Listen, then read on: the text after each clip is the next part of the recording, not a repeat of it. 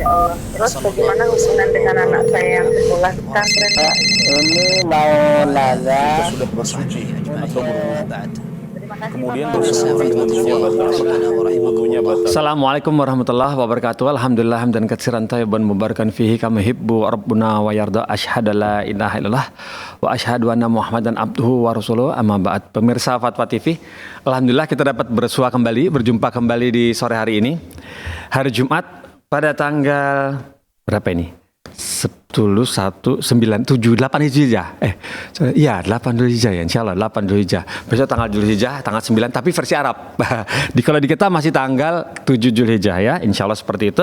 Dan acara ini adalah live interaktif ekonomi Islam.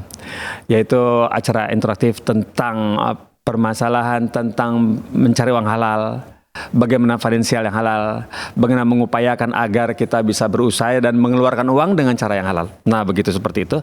Dan Al-Ustadz yang mengasuh ini yaitu Dr. Erwandi Tarmizi Hafizahullah Ta'ala sudah membersamai kita.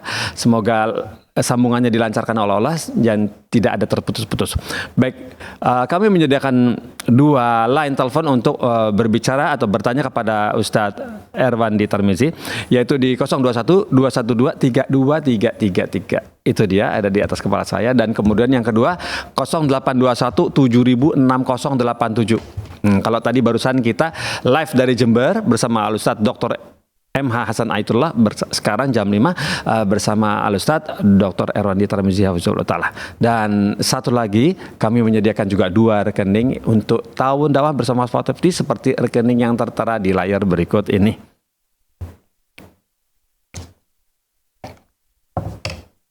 Nah, itu dia nomor rekeningnya sudah kami sediakan. Kami tunggu kabar baiknya.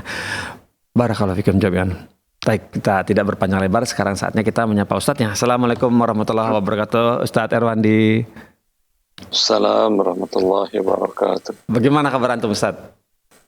Alhamdulillah. Baik. Alhamdulillah, masya Allah, barakallahu fikum. Alhamdulillah, bersyukur sekali kita dapat kepada Allah, bersyukur kepada Allah, antum juga kemudian bersyukur kepada antum, berterima kasih kepada antum yang sudah menyediakan waktunya untuk bisa menjawab pertanyaan-pertanyaan. Insya Allah nanti ke depan kurang lebih 40 menit, sekitar 42 menit ke depan. Barakallahu fikum Ustaz, karena waktu maghrib semakin maju. Begitu Ustaz. Untuk di awal pertemuan ini seperti biasa, dan kami membiasakan diri untuk mendapatkan nasihat atau faedah dari antum mengenai terkait yang sebentar lagi akan kita hadapi, yaitu Idul Kurban dan Hari Tasyrik.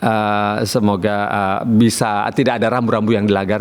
Mungkin bisa juga salah satunya kami mengusulkan kepada antum untuk memberi nasihat kepada pihak DKM. Dan kebanyakan hewan-hewan itu bertebaran di sekitar itu, Ustaz. Bagaimana agar supaya rambu-rambunya tidak dilanggar, begitu Ustaz.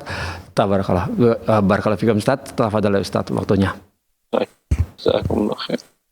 Wa ya. Alhamdulillah Rabbil Alamin, wa bihi nasta'in, wa nusalli wa nusallim wa nubarik ala nabiyyina Muhammadin wa alihi wa sahbihi ajma'in, wa ba'du. Ikhwani wa akhwati billah, kalau di masa Rasulullah SAW seperti yang dikatakan oleh Abu Ayyub Al-Ansari, kana ar-rajulu minna yasbahu anhu wa an ahli baitihi fi baitihi. Adalah dahulu di masa Rasulullah SAW, masing-masing kami seorang laki-laki membeli seekor, berkurban dengan seekor hewan kambing yang disembelih untuk dirinya dan keluarganya. Ya, berarti aman, tidak ada transaksi yang macam-macam. Tinggal ke pasar, beli kambing. Kalau kambingnya sudah ada, tinggal kambingnya ditentukan dari awal Zulhijjah mana yang mau disembelih, mana yang dikurbankan. Ya, kalau tidak tinggal beli dari pasar, bawa ke rumah dan disembelih. Ya, selesai sudah sembelih, kemudian dipotong-potong. Tapi di negara kita, wallahu alam, mungkin unsur kegotong royongan dan segala macam ya sudah menjadi tradisi juga, bahwa bentuknya beda. Iya. Bukan beli kambing, tapi menyerahkan uang. Nah, Menyerahkan uang ke pihak DKM masjid. iya Ustaz. Kemudian pihak DKM masjid lah yang membeli kambing dan menyembelih dan membagi-bagikan, sebagian dibagikan kepada si peserta kurban yang menyerahkan uang. Kalau tadi di masa Nabi SAW, masing-masing sahabat membawa hewan kurbannya. Iya. Sekarang bawa uang doang. Iya. Nggak mau repot. Maka ada beberapa hal yang perlu diperhatikan, baik bagi si kurban atau bagi pihak DKM yang dititipkan. Iya Ustaz. Yang minta dititipkan, diwakilkan kepada mereka. Pertama, bagi si pekurban, bahwasanya namanya wakil, Anda mewakilkan, bukan tidak boleh. Rasulullah SAW juga mewakilkan sebanyak 37 ekor unta disembelih oleh Ali bin Abi Thalib. Ya. Tapi kasusnya beda. Untanya sudah ada, Rasulullah capek menyembelih sebanyak 63 ekor unta, ya, maka dia minta dibantu oleh Ali bin Abi Thalib. Kalau ini kan dari awal, bukan Anda bawa kambing ke masjid, lalu Anda tolong dong dipotongin, sekalian dicacahin dan dibagi-bagiin. Berarti ada unsur jual beli. Ya. Dan ini penting diperhatikan, karena ketika dia menitip mewakilkan untuk membelikan, maka jangan ada transaksi jual beli di masjid.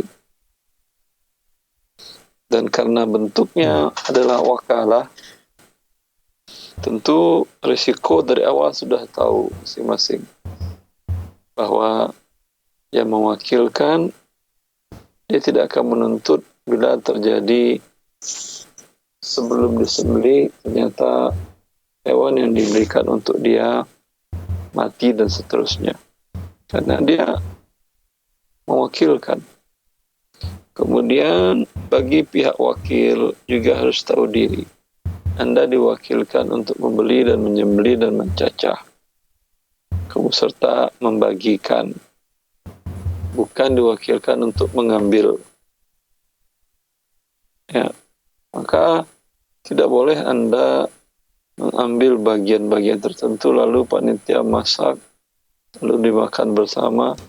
Itu daging siapa yang Anda ambil tanpa izinnya?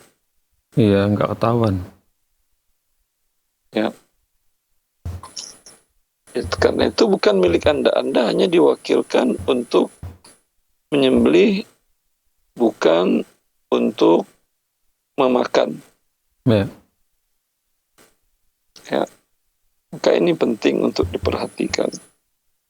Kalau ingin, ya, itu 100% hewan kambingnya dan dagingnya milik orang yang mewakilkan. Anda wakil, seperti dalam hadis Urwah bin Jad al-Bariqi, di mana Rasulullah SAW mewakilkan kepada beliau untuk membeli seekor hewan kambing kurban.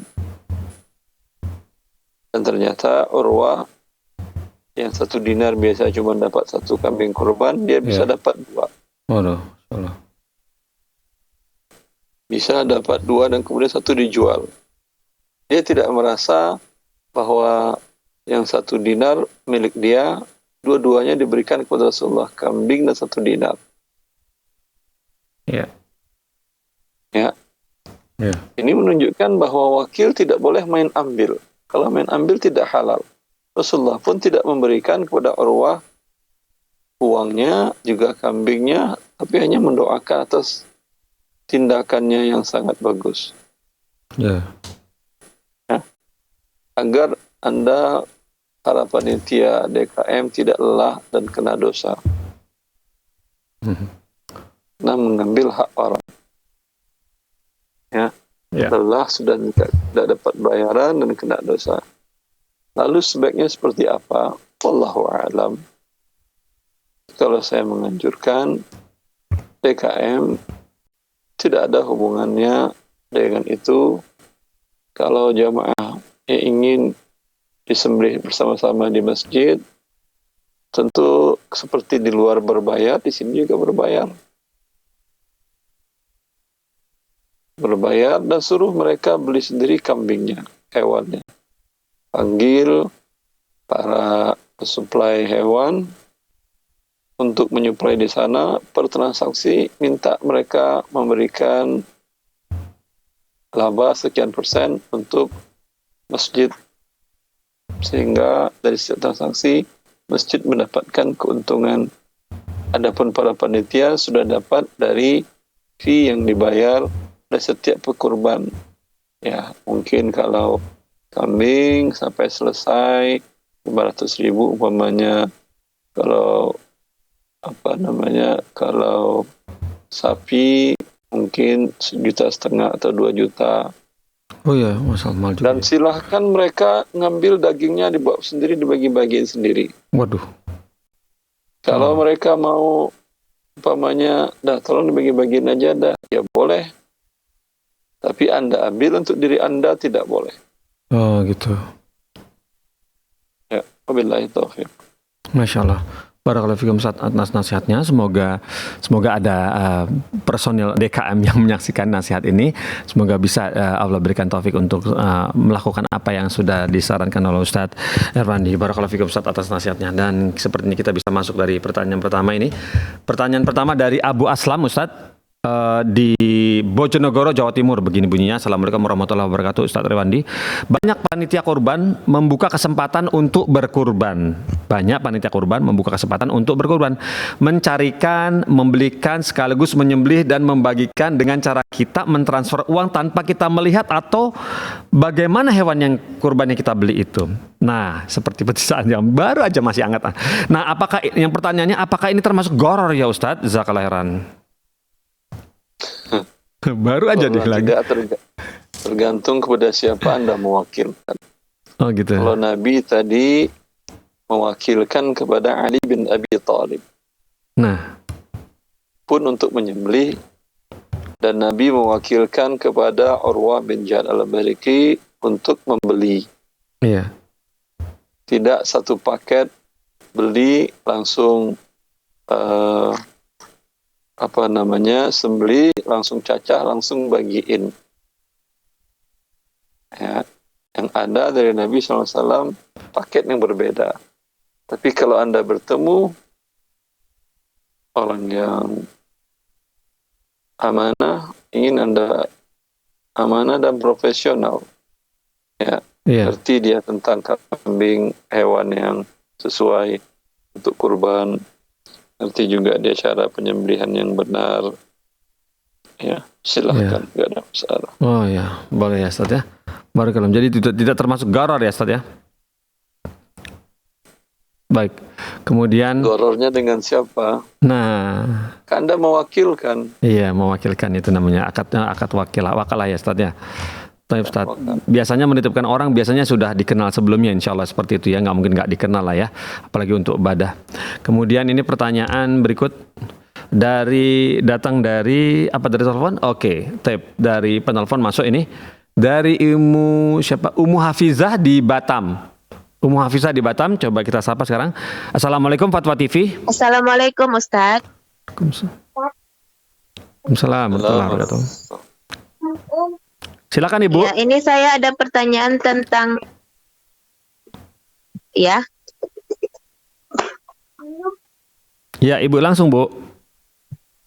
Iya, saya ada pertanyaan tentang asuransi ini, Ustaz. Lanjut.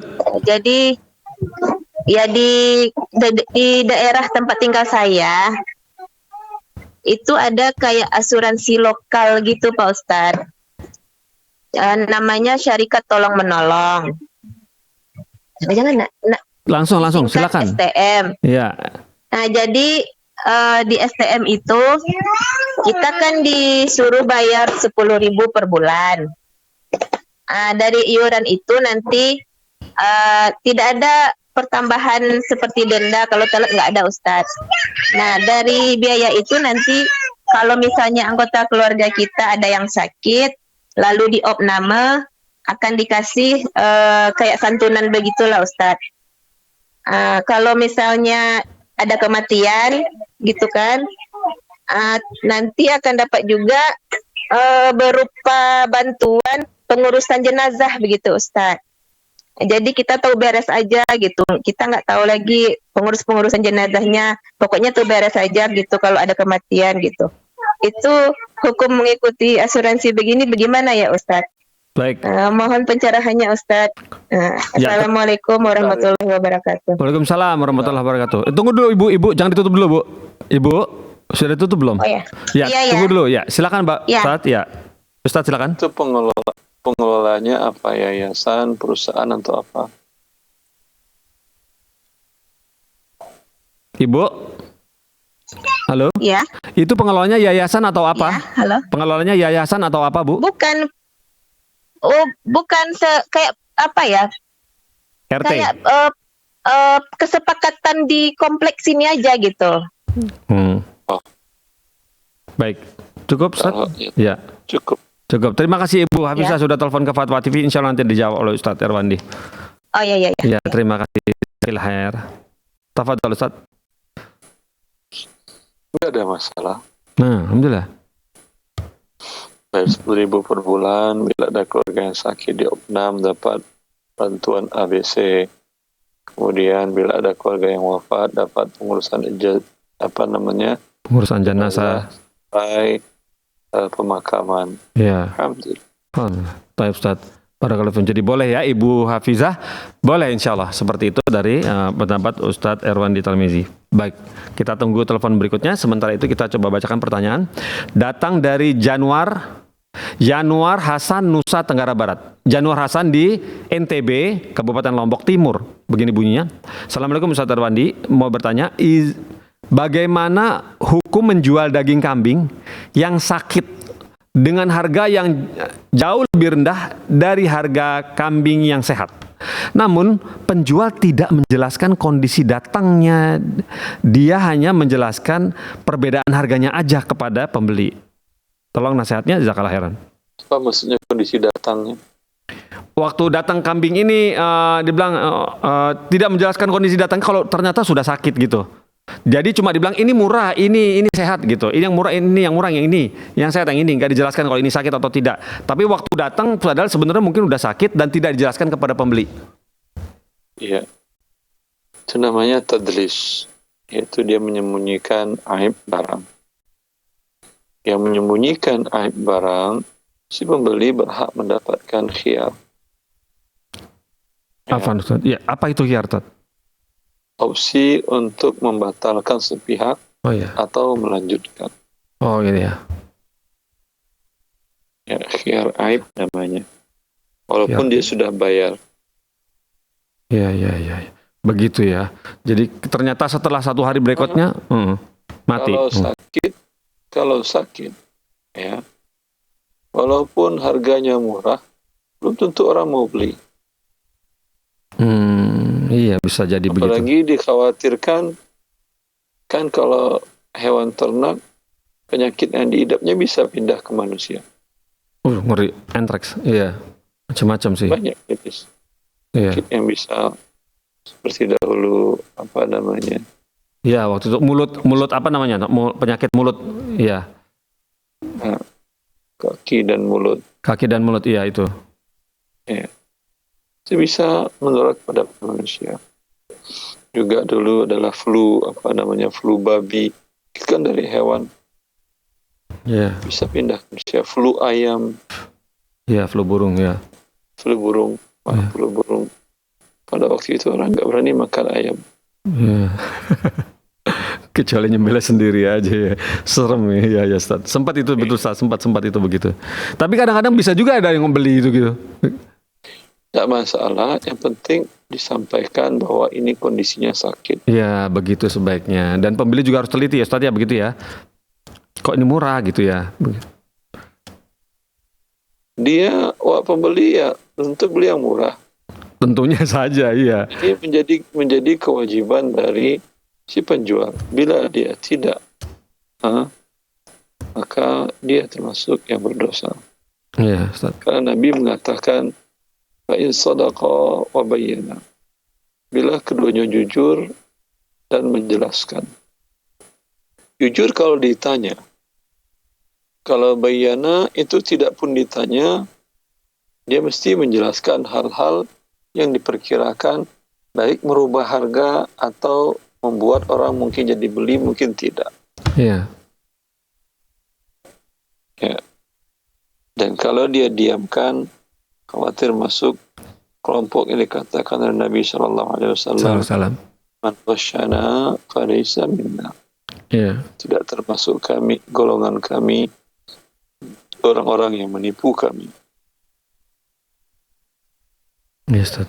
Baik, Ustaz. Jadi gitu ya, Ustaz. Nasihat dari antum buat para penjual banyak penjual dadakan saat ini yang tadinya profesi apa menjadi sekarang pedagang hewan kurban ya, pada kambing dan domba.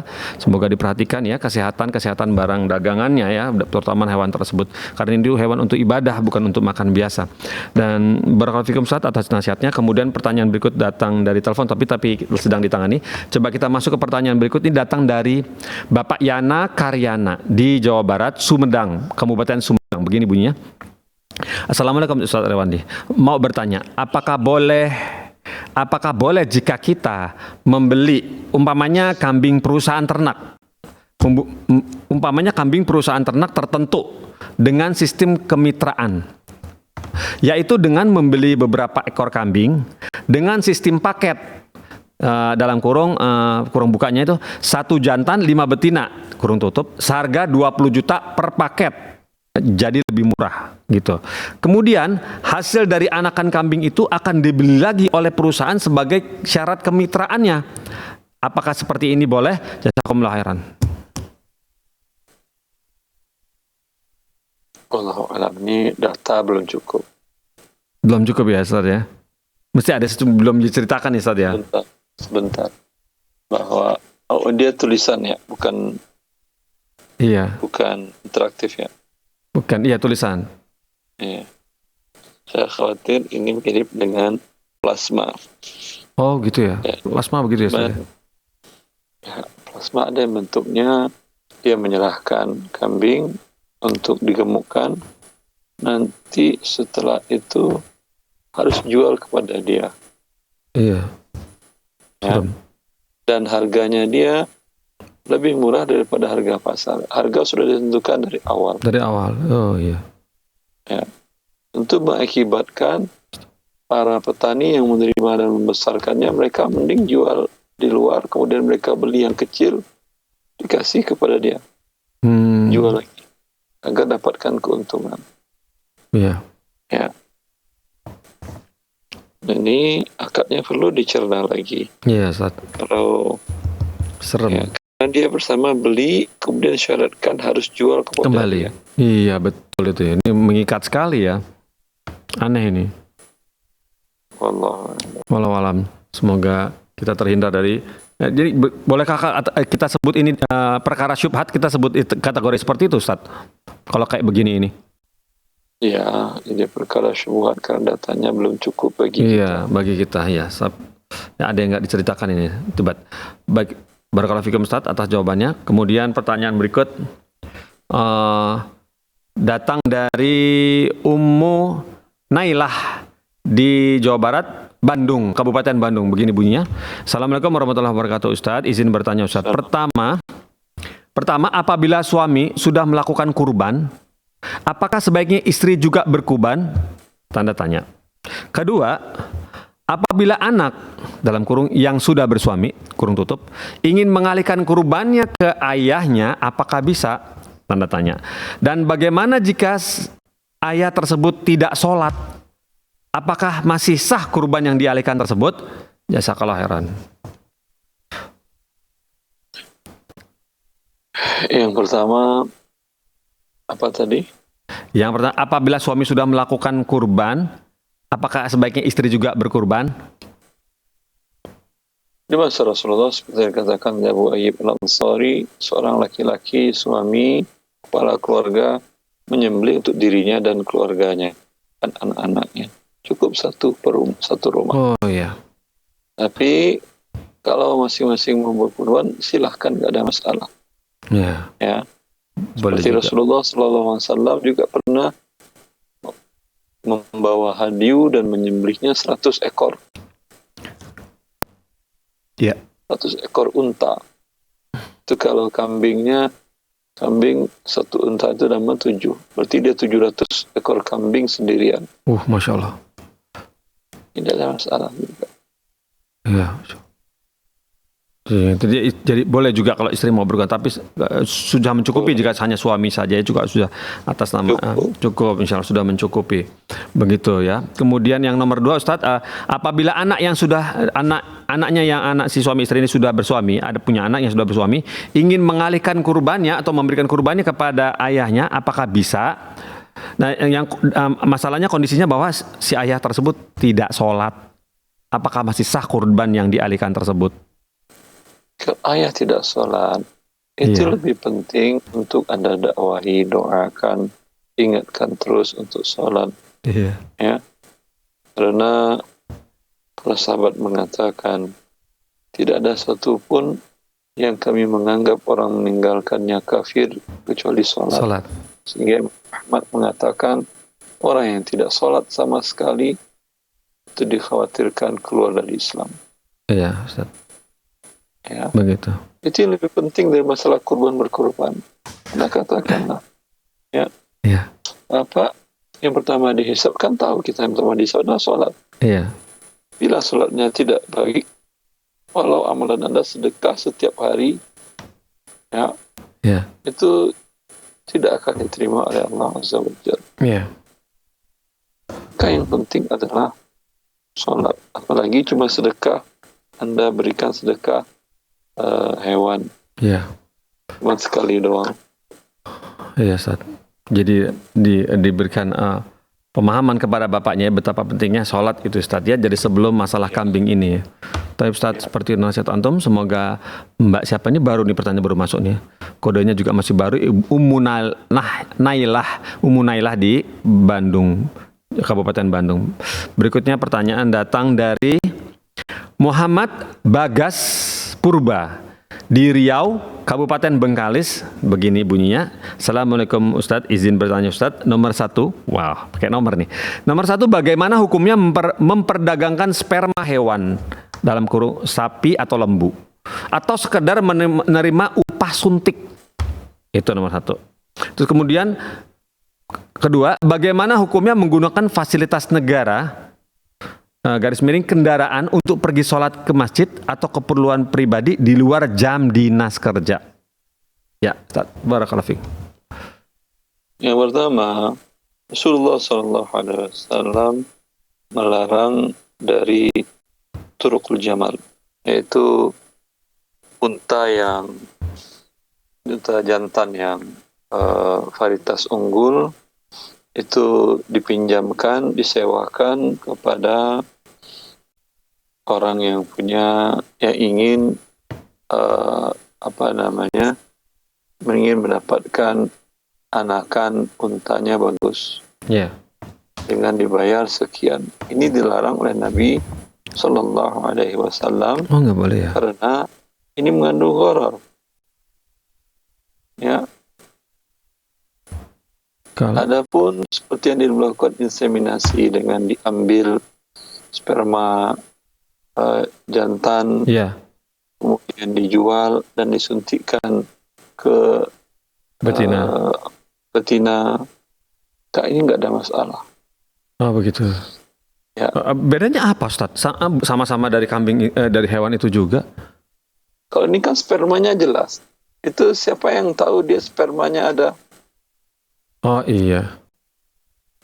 Ini kan kumpul sapi doang, kumpul kambing. Iya, kumpul kebo. Iya. Iya, belum tentu jadi pembuahan. Iya, betul. Siapa tahu spermanya kosong ya, Ustaz ya. Iya. Oh, itu toh bedanya. Baik. Jadi boleh yang pertama ya, Ustaz Kalau ya? ini boleh, tapi kalau sperma manusia tidak boleh diperjualbelikan. Oh iya, Ustaz. Iya, sebebang Karena sperma itu. Ya. hewan semuanya boleh diperjualbelikan, termasuk spermanya. Iya. Iya begitu ya. Ya. Ya. Nah, itu. Baik, kemudian yang kedua Ustaz, bagaimana hukumnya menggunakan fasilitas negara atau kendaraan kantor untuk pergi sholat ke masjid atau keperluan pribadi di luar jam dinas kerja? Allahu a'lam, setahu saya itu namanya kendaraan kantor hanya dibolehkan operasionalnya di kantor. Iya. Kalau kantornya dimaksud adalah instansi pemerintahan. Iya, Pak. Dinas kerja berarti pemerintahan ini, Ustaz. Ya, Iya. kalau umpamanya swasta bisa aja pihak Oh, iya. perusahaan memberi Iya. fasilitas mobil. Iya, Kalau asal negara hanya kebutuhan untuk penunjang pekerjaannya selama berdinas di kantor. Iya, Ustaz. Maka tidak boleh digunakan selain yang sudah ditentukan oleh pihak kantor Iya, betul. instansi. Ya, Ustaz. Paham. Jadi menjadi ASN ternyata rambunya banyak ya, Ustaz ya. Rambunya banyak untuk yang negeri, Ustaz ya. Barakallahu fikum seperti itu. Semoga kita termasuk orang yang bisa menjaga rambu-rambunya. Dan kemudian berikutnya pertanyaan datang dari Yulita di Sumatera Barat, Kota Padang. Begini bunyinya, Bismillah, Assalamualaikum warahmatullahi wabarakatuh. Ustadz Terwandi, semoga Ustadz dan tim Tafatuli selalu sehat dan berada dalam lindungan Allah Azza wa Jalla, amin. Izin bertanya, ana seorang karyawan. Kita tunda teleponnya karena ada telepon yang masuk. Coba kita sapa dulu penelpon. Assalamualaikum Fatwa TV. Ya, halo.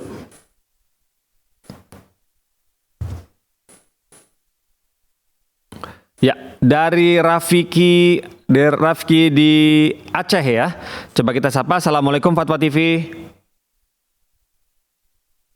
Halo. Assalamualaikum Fatwa TV.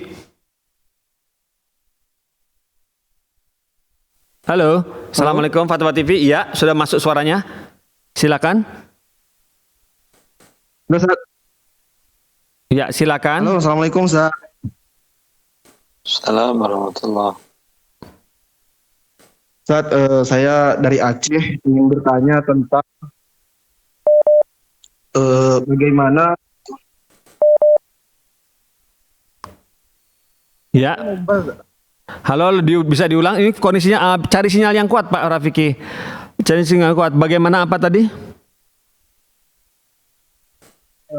Ya, udah kuat, suara saya udah jelas, Pak.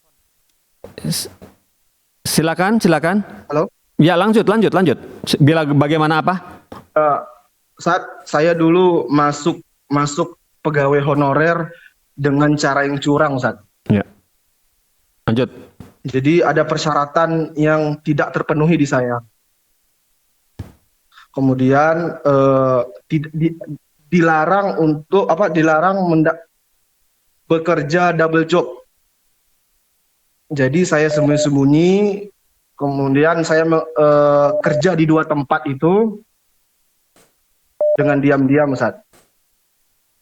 Kemudian qadarullah 3 tahun saya di sana, salah satu instansi membuka lamaran ASN, Ustaz.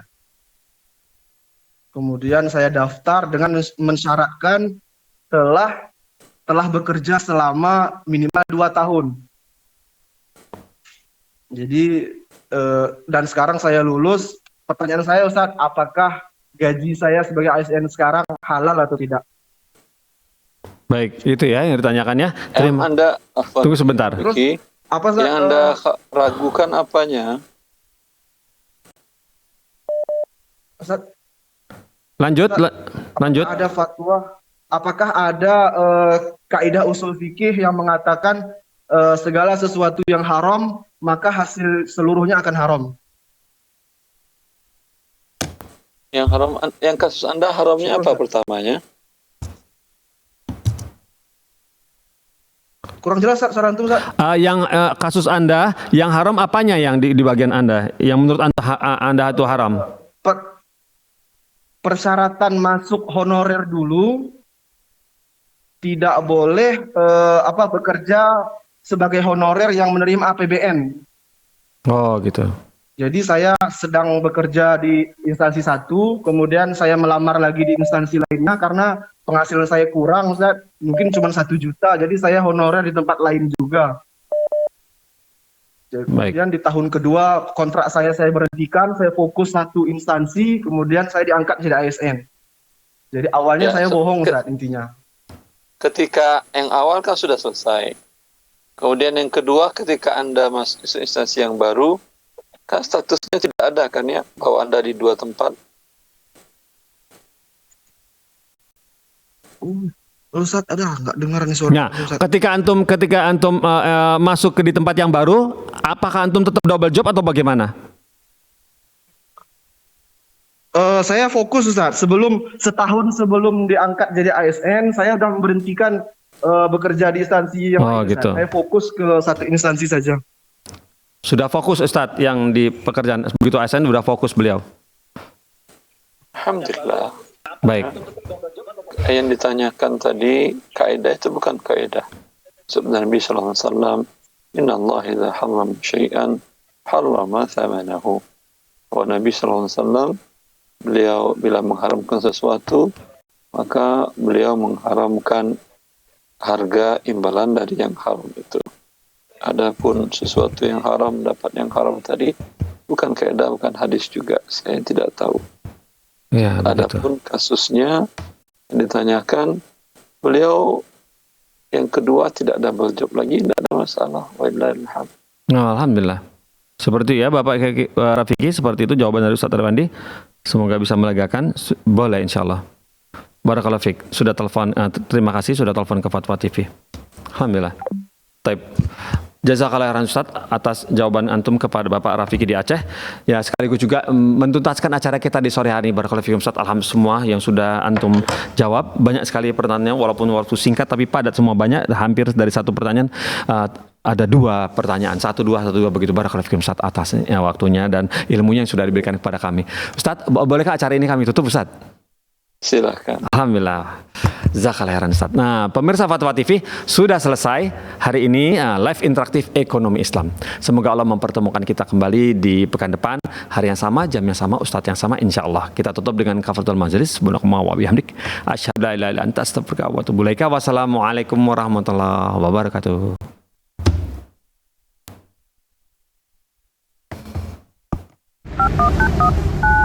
Ya Allah. Terus bagaimana hubungan dengan anak saya yang sekolah di pesantren? Ini mau nanya Sudah bersuci atau berwudu?